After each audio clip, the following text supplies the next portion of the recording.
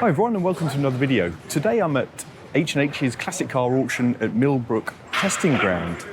Unfortunately I'm not allowed to take any shots outside because there's some NATO business going on here, which is a bit of a shame, but I can show you the cars inside. So if you haven't seen one of my videos like this, it's me walking around viewing a classic car auction, giving you a detailed look at some of the cars, talking about their history, condition, and then I'll follow them through afterwards and show you what they sold for in the auction. Here's a 1988 Ferrari 328 GTS. So a relatively small 3.2 litre V8 in these, of course. This looks like a great car. One of apparently only 500 or so UK market cars. Obviously it's not perfect. There is some damage, aesthetic damage to the paintwork. I think these were about 270 horsepower. It's had an exceptional maintenance history though, extremely well looked after. Current ownership since 2017, and he's done just 4,000 miles in that. Had a recent and important cam bell change, 2023 that was done. Looks in pretty good condition, obviously used condition, it's not a Concours car. Had a little bit of rust treatment on it in 2024. It was a lovely era for Ferrari, had some respraying as well, only 47,000 miles. Here is an Austin Healey, 1963, with some fairly significant damage, I think it's fair to say. It's ice blue metallic, the colour's lovely, but you can see some damage on the hood as well. But it's really these deep gouges down the door. There's minor damage, but that's nothing in comparison to some of these deep scratches. I mean, yeah, look at that. It's not good, and the guide price is £35,000 to £45,000. I mean, I think that's just totally unrealistic in this condition. It is a big Healey, of course, so the 3 litre BJ7, straight 6 engine, of course, twin carbs, about 130 odd horsepower, so a bit more power than the earlier cars, smaller engine cars. Apparently lots of restoration work in the early 1990s, and only about 10,000 miles done since then. But in that condition, I just can't see it making anywhere near that kind of £40,000 mark, which is a shame. Onto this MG Rover V8. This is a Japanese import car.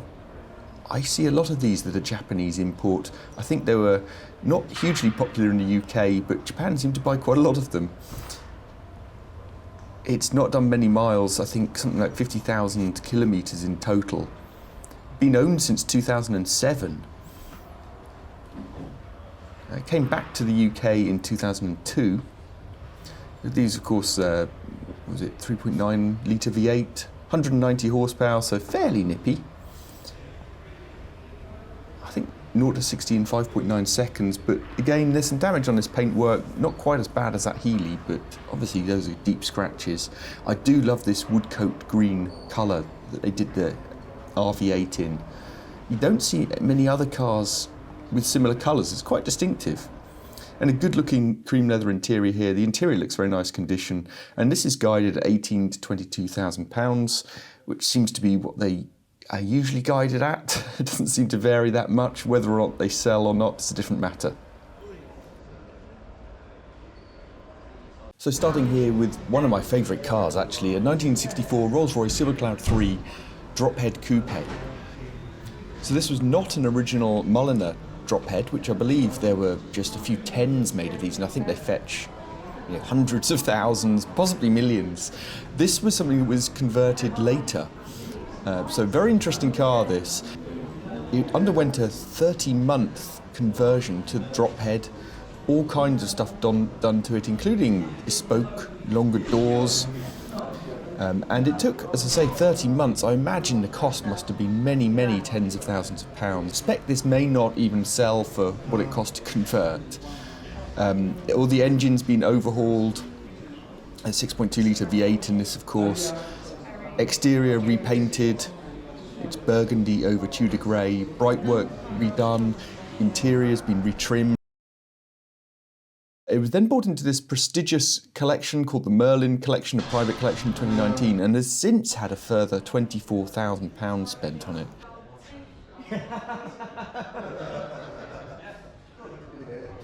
Moving on to this Aston Martin DB6, 1966, one of my favourite cars, these. This is guided at 200 to 240,000 pounds, which as these go, isn't actually that much, I suppose. Beautiful colour, silver birch, this is. Understood to have been restored in the early 1990s, still looks fantastic to me. It's a matching numbers car. Just such beautiful cars. Apparently it's got an upgraded 5-speed Tremec manual gearbox in here. So these are aluminium construction, of course. And had the 4-litre straight 6 in this. Two different specs, the kind of standard spec about 280 horsepower and the Vantage spec was 325 horsepower, so quite a difference actually. And I think it would have normally come with the ZF 5-speed or of course the 3-speed auto. It's had a huge amount spent on it. Between 2021 and 2023, had about £50,000 spent on it. All kinds of refurbishment, engine work, retrim. As you can imagine, a lot's done for that kind of money, so really good looking car here. Here is an epic car, I love this, 1997 Aston Martin Vantage, it's the V550. So this was the twin supercharged 5.3 V8. Amazing car for the time, 550 horsepower, hence the name, and 550 pound-foot. Which is a mental car, brilliant with this claret upholstery and apparently a one-off McLaren carbon metallic. Aston Martin Lagonda Rapide.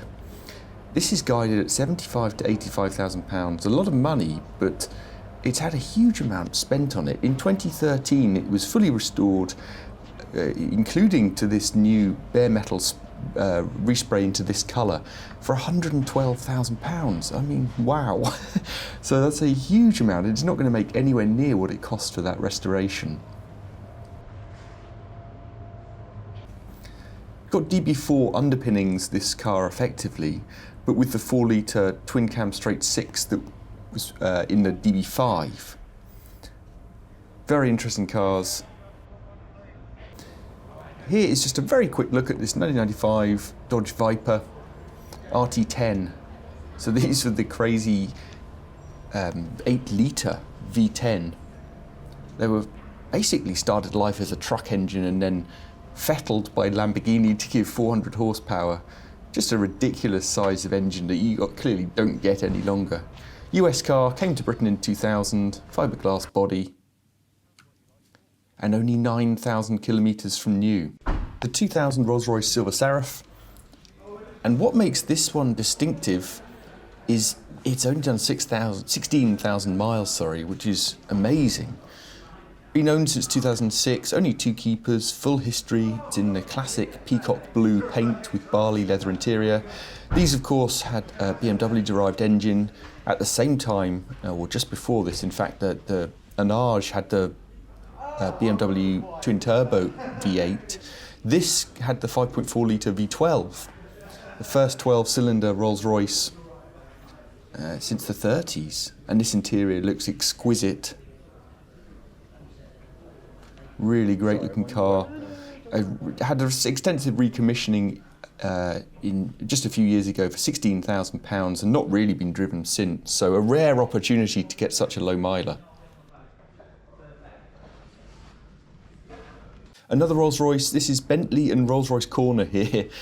So there's quite a few and I'll go through a few of them now. Rolls-Royce Silver Spirit 2, 1990. This is guided at £16,000 to £18,000. I don't think it comes with much paperwork. This has got the 6.75 V8, 75,000 miles. And I suspect with very little paperwork, it's a bit of a risky buy. Obviously, bills on these things can be enormous. It's a bit of an unknown quantity. And because of that, I think it might struggle, although it looks in great condition. And here's another ridiculously low mileage car. This is a 2009 Bentley ARNAGE R. 9,000 miles from new, warranted. Loads of history with it. It's described as possibly the best example on the market today. So, it has the 6.75 turbocharged V8. So this came with the same power as the T, but this was the more comfortable version. 450 horsepower, 650 pound-foot. What a beautiful car this is. 1964 Bentley S3 Continental. Guided at 75 to 80,000 pounds. Coachwork by Mulliner Park Ward. Apparently one of less than 50 right-hand drive examples. Really striking colour this, it stands out. Caribbean blue over a beautiful red leather interior. Recently had £10,000 spent on it, just freshening up. This is the 6.2 litre V8, 4-speed auto, and it's a California car that came back to the UK about 10 years ago and had about 10 grand spent on it in the last year or so. Obviously quite a lot of patina here, but quite a special car this, beautiful looking. If for the colour, if nothing else, just stunning.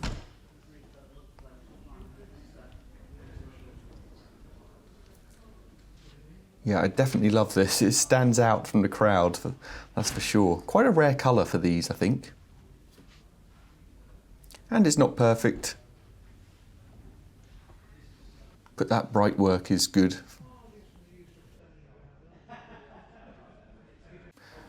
So a more modern Bentley, we're just very quickly looking at this because it's very black and doesn't come out very well on the camera. It's a GTC Continental, obviously, Mulliner Pack specification, 40,000 miles, guided at 25 to 30,000 pounds. And here is a 2000 Bentley ARNAGE red label in another very distinctive colour. This is Fire Glow Red. So this is the later 6.75 turbo engine in this, of course, having changed back from the BMW engine previously. And this is a Concours winner. A really distinctive, not just the colour, but these chrome wheels. Very unusual to see on these, at least for me. Very well serviced, 15 service stamps for a relatively low miles of 50-ish thousand miles. And the red theme continues in here, doesn't it? Look, red carpets, red piping. Yeah, lovely car. Just been speaking to a guy looking at this. Really nice guy from Doncaster. I hope you buy it. Good to meet you. Here's a 1971 Datsun 240Z, legendary car, one previous keeper, 30,000 miles. This one has been bought by the owner for 25 years and as an investment, so it will need quite a lot of work, I suspect, estimated at 20 to 25,000 pounds. It's been purchased 25, oh, well look at this R107, this is up for £18,000 and look at the rust on that. This is why you have to be so careful on those. That's a 350 SL. I'm getting sidetracked.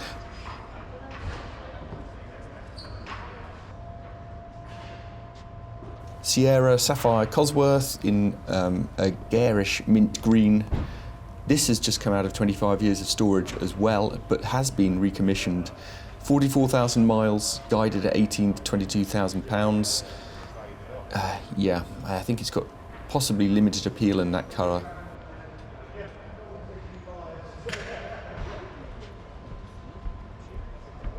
A very early DB9, this is 2004, very low mileage, 47,000 miles. Looks in great condition, titanium silver. 2 former keepers only. It has got some kind of minor cosmetic issues. You can see there. Had about £4,500 spent on it just last year on all kinds of different things, so clearly been well looked after. It's got the classic very minor corrosion there on the door handle. Looks good in here though, can't see any evidence of the kind of leather shrinkage on the dash. And a BMW M635 CSI. These seem to sell remarkably well. I'm always surprised what these go for. 1988, this has had a ton spent on it, so a really good example. They do rust underneath, you've got to be a bit careful. It's got the 3.6 litre engine shared with the M1 supercar, close ratio 5-speed manual in these as opposed to the auto in the non-M. 286 horsepower, limited slip diff, full respray in 2019. And here's a lovely looking Aston Martin VIRAGE VOLANTE, and it's a factory wide body. 1997, just over 25,000 miles from new. So really, really low miles. These wheels are just absolutely massive. I love them on these. Apparently refurbed, I seem to remember reading these were refurbed at a cost of thousands, these wheels. So it's had a lot spent on it, £21,000 of recommissioning just 3 years ago. And such low miles as well, you can kind of see why it's guided at 58 to 64,000 pounds, which does sound a fair amount for one of these, but it clearly is a very good example. Lovely interior as well. Being a slightly later one, it's got the 4-speed. And onto this 2007 911 Carrera, it's a 2S, 997 era of course, 72,000 miles, looks really lovely condition. Are those turbo wheels, meteor grey metallic, yeah, beautiful looking car, black interior. This was the 3.8, of course, being the S, flat 6, 350 horsepower. And onto the crazy Lambo, 2013 Gallardo. This is an LP560, only 29,000 miles or so. It's got a very good history and low ownership. And you know, these started at 5-litre V10, of course, but this would have been the 5.2, which came in 2008, I think.